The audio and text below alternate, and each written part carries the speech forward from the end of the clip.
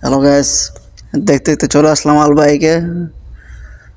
কাছ থেকে আসার পরে বন্ধু আমার বললো চল যাই আলবাইকে যাই, ব্রোস্টেড খেয়ে আসি।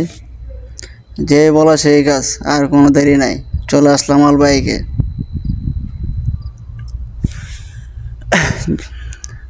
আল্লি আলবাইকে আছি বর্তমানে। মানে খুব সুন্দর একটা প্লেস এটা, খুব সুন্দর একটা জায়গা। এই জায়গার খাবারগুলো মানসম্মত খাবার। তো যে খাবারটা খুব ভালো লাগছে। যাই যার মতো চিল মোডে আছি। আমরা দুই বন্ধু লগে এক ছোটো ভাই। যাই খাওয়ানটা কিন্তু ভীষণ মজা, খাওয়ানটা সেই হয়েছে। যদিও প্রবাসে থেকে আমরা হাজার কষ্টের ভিতরে একটু সুখ খুঁজে বাই করতে কিচ্ছু করার নাই। যদি সারাক্ষণ রুমে থাকা হয় তাহলে কাজ হবে না, মাঝে মাঝে একটু নিজের সুখটা খুঁজে বাইর করতে হয়।